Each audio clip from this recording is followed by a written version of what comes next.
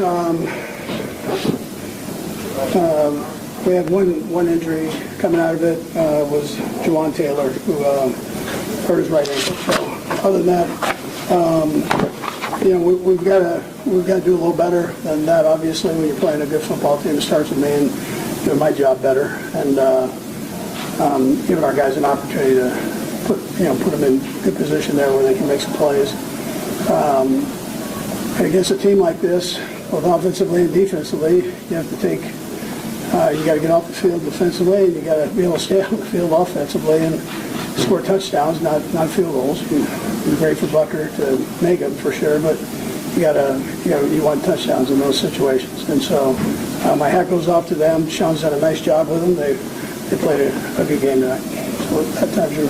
And they lose about Buffalo's pass rush, but they don't have there. They've got those defensive ends are top notch, so they can roll them in, and you've got 3 or 4 of them that can bring it. Which is that just the timing of your offense. Yeah, I could have helped the guys out, and I didn't do a very good job of that. So, and then we've got to obviously do a little better when given that opportunity. Andy, what the kids ask you about why they were able to move the ball the way they did today?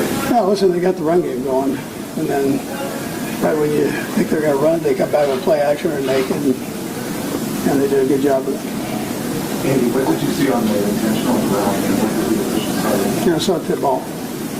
So I mean, I was at 83, somewhat in the vicinity there. So I thought that was why I called that. I tried to do. Do you have any indication that any places had already factored into that before? No, I didn't know that. No. Coach Reid, what made it so difficult to cover the tight ends and not Kincaid had a big day with Blatch? Yeah, they did. They got us in one-on-one situations there, and they did a nice job. It was a tough ask. We didn't have enough pressure on him to make him rush it. And he had a little time to allow that to happen. So. Andy, this will be your last time playing in this building. What has it been about this stadium that you help prepare your players for this atmosphere? Yeah, it's a great atmosphere. That won't change in the new place. I mean, the fans here, they get wild, and so it's not going to be any different than other places. Good football team, so some good games. Andy, what made that 4th and 17 work the way it did? Yeah. Could throw, good catch. Yeah, so you got enough time there where you could put it up there. So. And at the end of the first half, You got to score. You got to score a touchdown. That's you don't want to come out with a field goal. Although, listen, within it, we were still within striking distance, so it wasn't like we had opportunities. Can't start the second half the way we did. But, my responsibility, make sure that doesn't happen, and it did.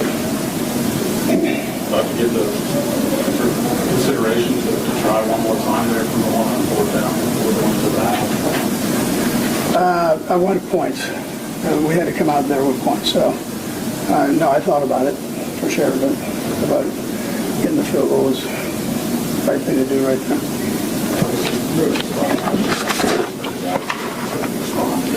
Yeah, listen, we got a good locker room there, so rest up and they'll come back strong. So, that's what we do. Guys that are nicked up here or throughout the year here, they've got to make sure they get in and get worked on. The Kansas City Chiefs suffered a massive blow during their blockbuster matchup against the Buffalo Bills on Sunday night, one that left fans across the NFL holding their breath. The reigning AFC powerhouse not only fell short on the scoreboard, but also watched in disbelief as their star tight end, Travis Kelce, was escorted off the field just before halftime after taking a brutal hit to the chest. At 36, Kelce's presence on the field has always been electric, his chemistry with Patrick Mahomes almost telepathic, but something felt different this time. From the opening whistle, Kelce appeared slightly off rhythm.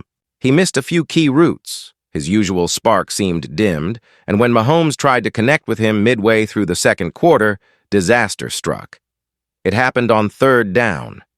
The Chiefs were deep in Bills' territory when Mahomes dropped back and fired toward his favorite target in the end zone.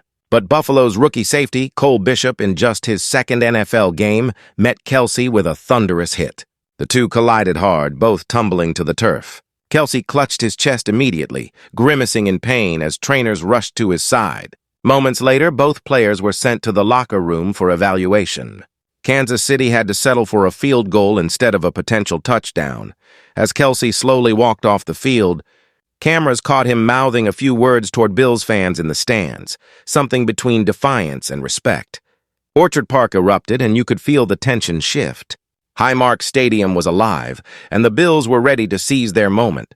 From there, the game turned into a high-stakes chess match between Mahomes and Buffalo's rising star, Josh Allen. The Bills, fueled by their roaring crowd and fierce defensive energy, struck early. Their opening drive, a masterclass in precision, spanned 84 yards and ended with Allen threading a 23-yard touchdown to tight end Dalton Kincaid. The Chiefs answered quickly, with a clever wildcat play that saw rookie Rashee Rice dash into the end zone for a score. Harrison Butker's field goal gave Kansas City a narrow 10-7 edge, but Buffalo wasn't backing down. Allen, playing with fire in his eyes, connected with Kincaid again for a 47-yard bomb that set up Ty Johnson's 3-yard touchdown run. Moments later, Allen powered in another score himself, muscling across the goal line from 1 yard out. The Bills were rolling, up 21-10. Mahomes tried to steady the Chiefs, finding chunks of yardage with Rice and Marquez Valdes-Scantling, but the Bills' defense held firm. Butker managed to chip in another short field goal before halftime, trimming the lead to 21-13. Then came the third quarter, and with it, the turning point. Buffalo's offense came alive again, Allen showcasing his dual-threat brilliance. He launched a 28-yard strike to Elijah Moore before sneaking across the goal line for yet another touchdown. The Bills had built what looked like a comfortable 28-13 lead late in the third. But if there's one thing the world knows about Patrick Mahomes, it's that no deficit feels safe. With just under 5 minutes left in the game, Kansas City faced an impossible 4th and 17. The Bills' defense crowded the line, ready to seal the victory. But Mahomes, as always, had other plans. He rolled right, evaded pressure, and fired a 29-yard laser to Rashee Rice, who somehow found himself wide open down the sideline. The play breathed life back into the Chiefs' sideline. 2 snaps later, Kareem Hunt barreled into the end zone on a 4th and goal from the 2, and Mahomes found Kelce, now back on the field briefly, for a 2-point conversion that cut the deficit to 28-21. The Chiefs were alive.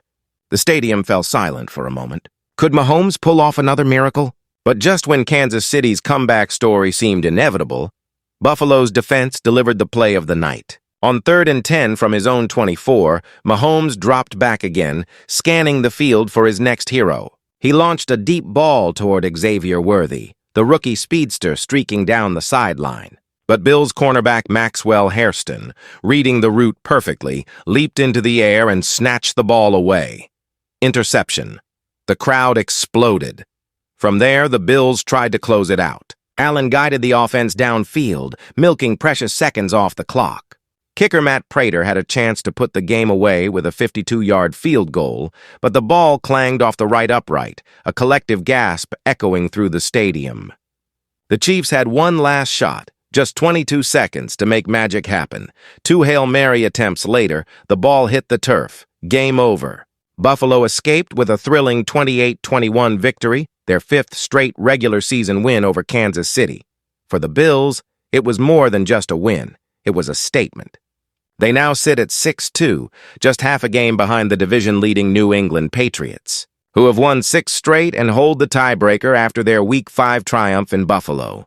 For the Chiefs, the loss stings deeper than the final score. The uncertainty surrounding Travis Kelce's condition looms large. And while Mahomes remains one of the most dangerous players in football, the night in Orchard Park was a sobering reminder. Even the mightiest can falter. As the lights dimmed over the stadium, Bills fans chanted in celebration while Chiefs supporters could only wonder, was this just a setback? Or the start of a much bigger storm brewing in Kansas City?